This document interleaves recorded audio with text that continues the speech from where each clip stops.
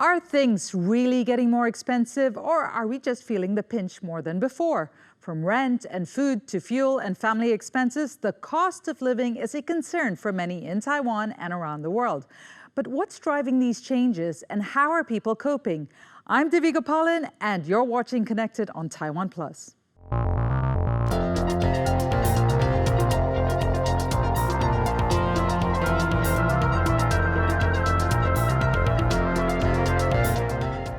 To help us make sense of what's behind the rising living costs, we're joined by Dr.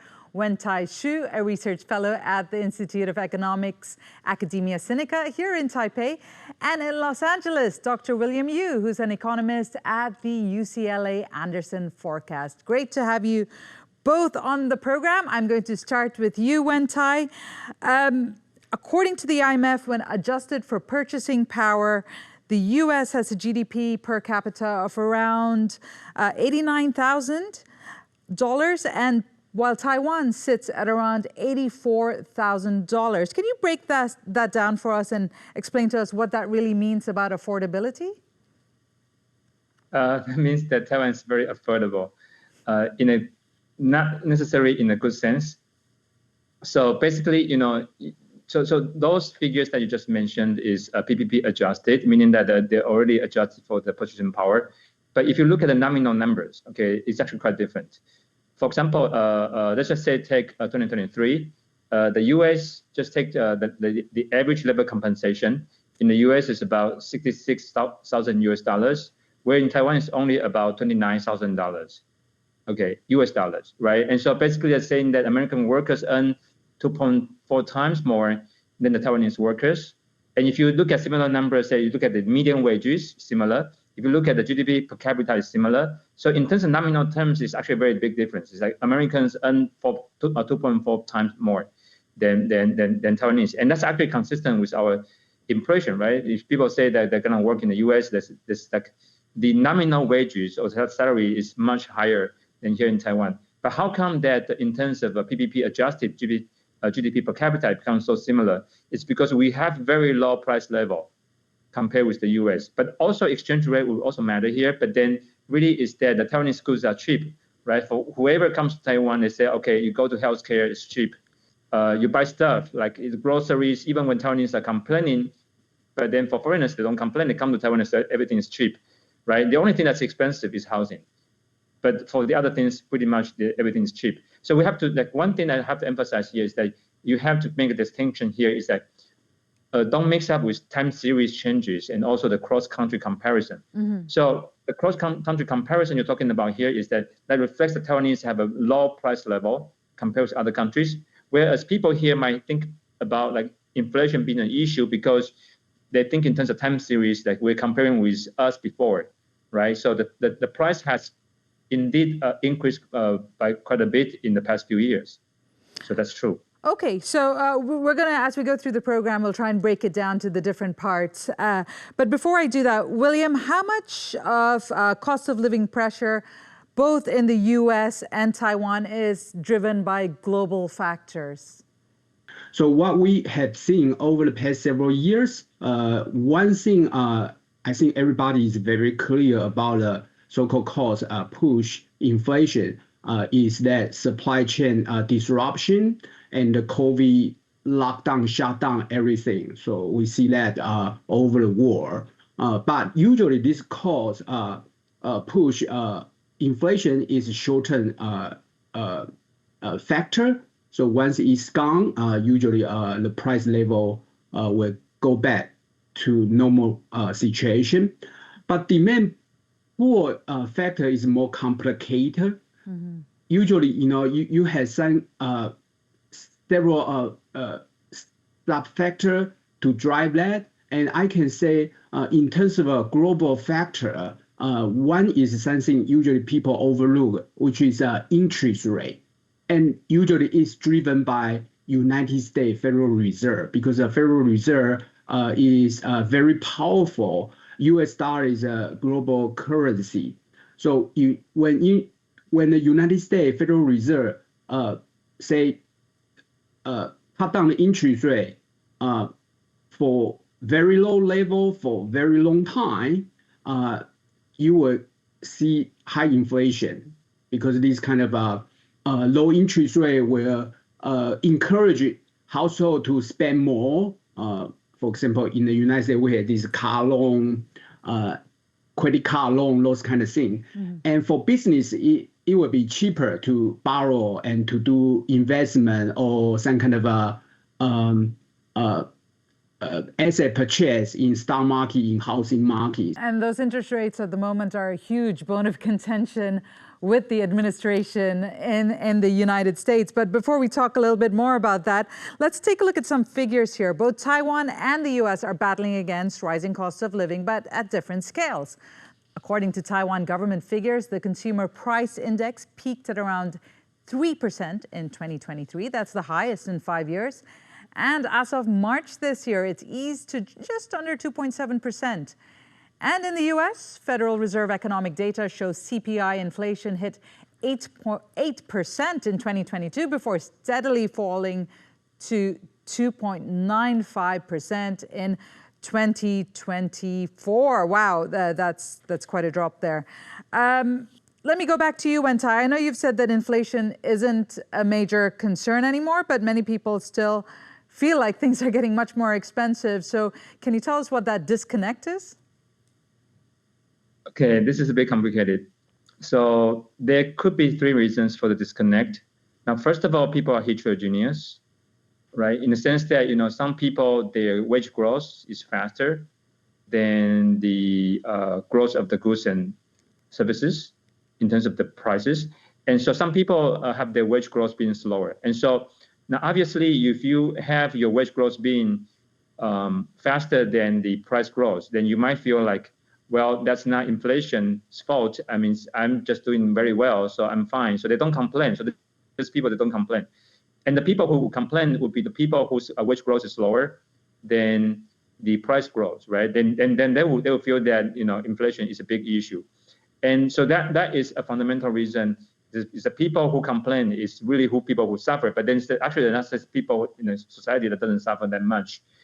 And moreover, if you pull in this capital into account, then you will see this differences here, because capital owners, if you are in an era where the capital price growth is faster than the other prices, like the price for goods and services, and then if you are earning your income mainly from capital than labor, then you don't feel that much of an issue, right? And this is what we're facing now. But then for a lot of young people or sort of ordinary people, they work hard, but then these people, they rely more on their labor income, not so much on capital, then they may feel suffer.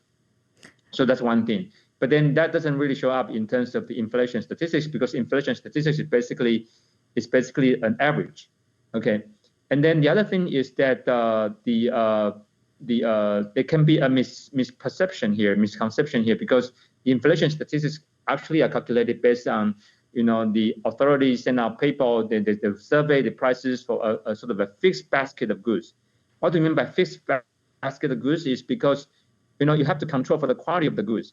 So over time, people are buying better and better quality. Say, for example, the quality of cars are increasing, and the price of cars are also increasing. So how much of that is due to the quality increase or inflation? So that's something you have to disentangle. So from the authorities' point of view, they have to fix the same basket, where people may have a conception that, well, there's inflation because cars are getting more expensive, but part of that coming from the fact that the quality of the cars are getting better.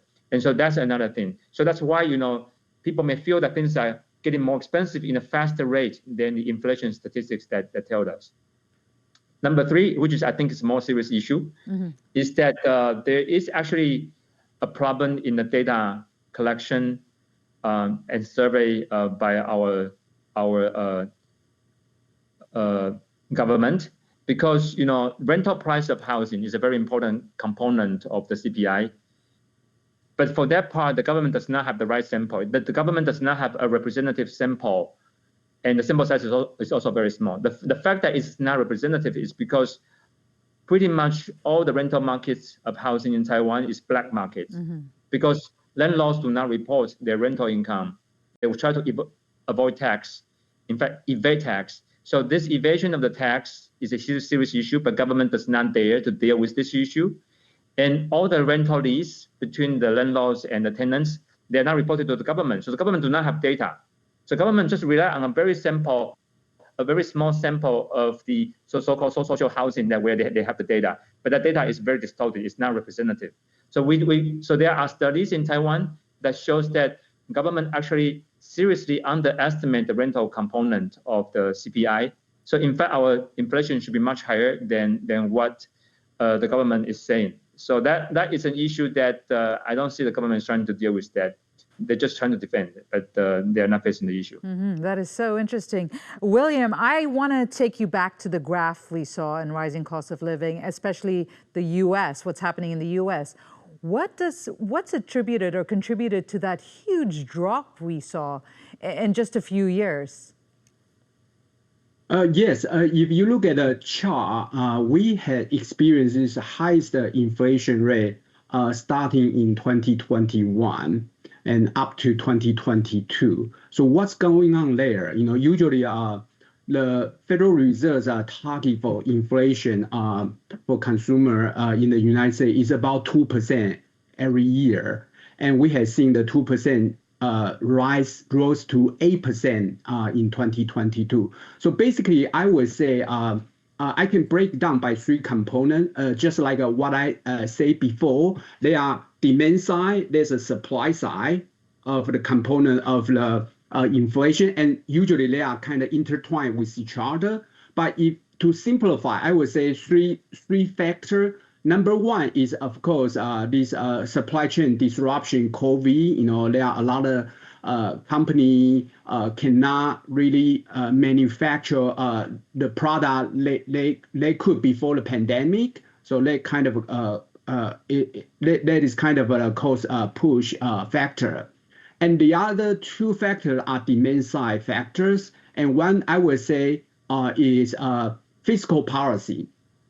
So in 2021, after actually we in the United States, we had been out of the COVID situation, but at the time, U.S. government feel like this is not enough. They feel like what happened in the after 2008 Great Recession, we had seen a very long, very slow recovery. So they feel like there's a need to kind of have a stronger stimulus to make sure U.S. economy that do not fall into the Great Recession again, something like that. So they passed the law, this so-called American Rescue Plan. And the amount of that rescue plan is huge, is $1.9 trillion. So basically, U.S. government inject $1.9 trillion into the U.S. economy in 1 year. So that is so-called too much money chasing too few goods and services. So that is another factor. And the third one is monetary policy. So at that time, the Federal Reserve hit the interest rate to 0% in 2021, even when we have been seeing the rising inflation. Not only that, they also do this so-called, I think audience probably heard of that, quantitative easing, QE. So at that time, in the second half of 2021, when the inflation was rising from 2% toward 8%, at that time, it's amazing to see the Federal Reserve still doing this quantitative easing, injecting $100 billion a month into the market. So all these three factors, I would say each one contribute to additional inflation 2%. And then so that's why we got inflation from 2% to 8%. I want to talk about, what's going into people's bank accounts and what's hitting their pockets. Are wages keeping up with those price rises we're seeing or those levels of inflation? And I know you did say it depends, there is a discrepancy, but in general, on average, would they be keeping up with the price rises? Yeah. Okay. This is a complicated issue again. So I would say just from my argument before is like if you say so someone is young, right? So then you will rely on your labor income more because you have yet to accumulate your capital. And so in that case, once you rely on your labor income more and the wage growth as part of your income can grow slower than the overall income, because overall income including capital. And so for that part, it could be that it's not keeping up to 100%. But I would think that in the long run, you still converge. And the issue here is that the impression for the young people, you have to kind of distinguish between, like, say, 2017 or 2018, because before that, the TSMC was now overtaking the Intel, and before that, there's no tariff war between China and the US. But then after that, there's actually a structural break in Taiwan, so that the Taiwanese economy start booming. When the Taiwanese economy start booming, because of the Taiwanese firms overseas coming back to Taiwan, some of them, and then also TSMC overtook this Intel in terms of the chip speed. A lot of these things going on really changed the scheme, and later on, the COVID actually helped Taiwan, not really hurt Taiwan so much. And so because of that, right, we actually now have a very serious labor shortage issue. It's across the board for all kinds of service labor or manufacturing labor. The wages rising. So I don't really think that for young people, there's really a huge issue, because for young people, if you work hard, you can usually get right kind of compensation, because the way I'm basically talking about a labor shortage issue right now. Yes. So I'm not really so worried about the wage growth for the young people.